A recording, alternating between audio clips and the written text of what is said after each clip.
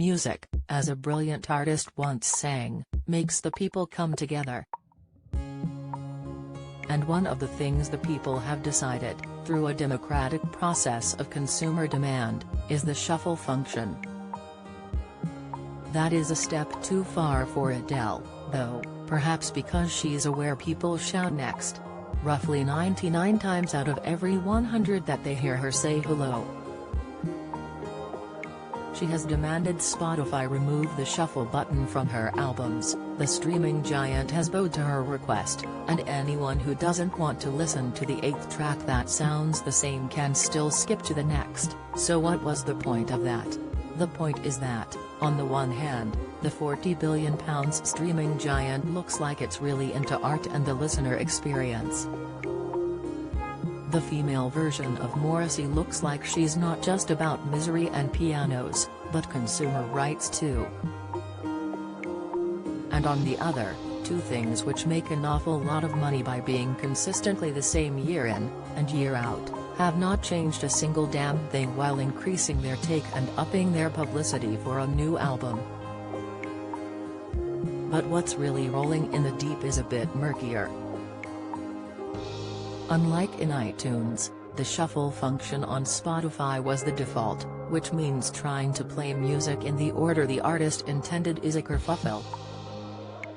And as a result of Adele's wonderful, down-to-earth, for art's sake intervention, that's not changing. The headline-grabbing move will be available only to those who pay £9.99 a month for a premium subscription. So despite Adele's demand for artistic purity for her album, for most of those who use Spotify, a little over 2/3 of its 514 million users, it'll still be shuffled by default. But the 158 million who pay will now have to fast forward when track 3 of her latest album kicks in and they think, oh lord, it's all about her kid's eyes and she recorded a chat with him about divorce and stuck it in a song and I want to rip my ears off next track, please. And what nobody is reporting is why, exactly, Adele is on Spotify at all.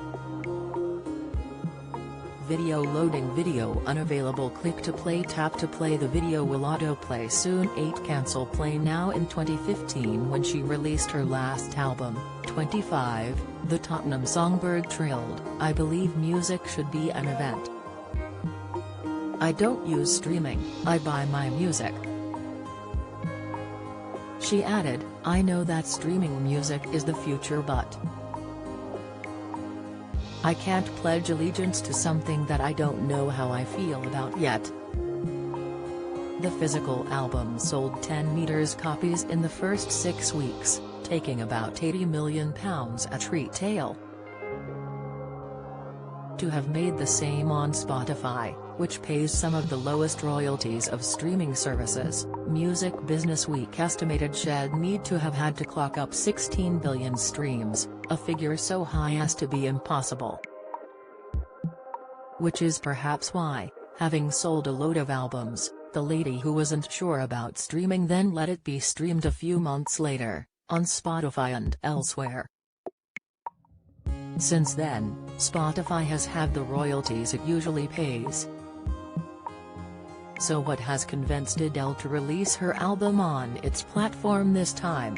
Perhaps someone worth £148 million has decided she doesn't need any more money, which is unlikely considering a recent divorce and pending world tour which will see her generate more cash than a resource-rich small country.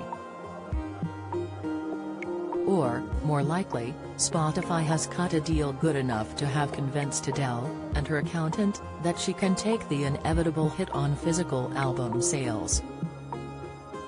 Only the most committed Adele fan would think that merely dropping the shuffle button for a third of customers would have swung it.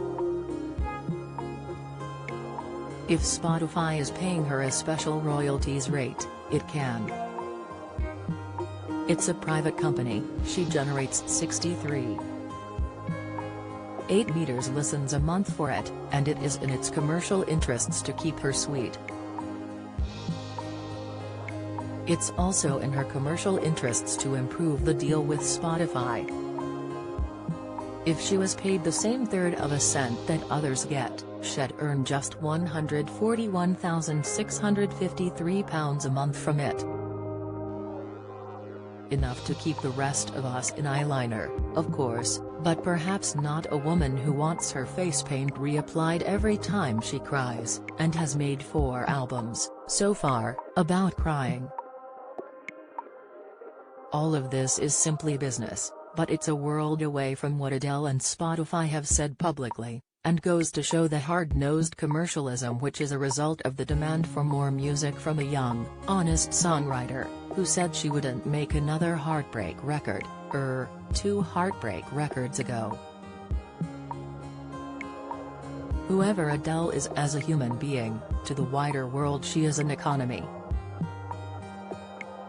Record companies, agents, retailers, tour roadies and many of her fans all want more of the same, which is perhaps why a grown-up has to wait the best part of a decade before she can produce the same angst as a teenager. Every time Madonna made an album, she reinvented herself, pushed boundaries, exposed fans to new genres and found new fans. Every time Adele makes one, she's in a long black dress, with long orange hair, being sad and rich with perfect eyeliner. This time she's thinner, but her waistline is the only boundary that's moved, unless you want to count the good taste involved in turning heart-to-hearts with your child into a soundtrack. Read more. Fleet Street Fox. Here's how you clean up politics. Time for a Tory coup, please. Sorry, Terry's story lies on the line. Those of us who like Adele and belt out someone like you whenever Terry's a chance don't want her to challenge us like David Bowie or Tom Waits. She is a musical machine, end of the night drunken karaoke for us, and huge amounts of cash for everyone else. So it is a little rich for her to act like she's produced great art, when mostly what she's produced are elongated vowels. She's got a nerve, disappearing for years then coming back and issuing instructions about what order to listen to her music in, like the ghost of Karl Lagerfeld telling people they're wearing sweatpants wrong. You wouldn't take that attitude from a DJ, who'd listen to the mood of the crowd and give them what they want as well as something new they've never heard before. And you'd never take it from a boyfriend, telling you to read all his post-it notes in chronological order, before taking a tenner from your purse and buggering off for a decade. She's a great singer, is Adele. She's a great wealth generator and eyeliner model, and when she's got an album to push she's impossible to avoid.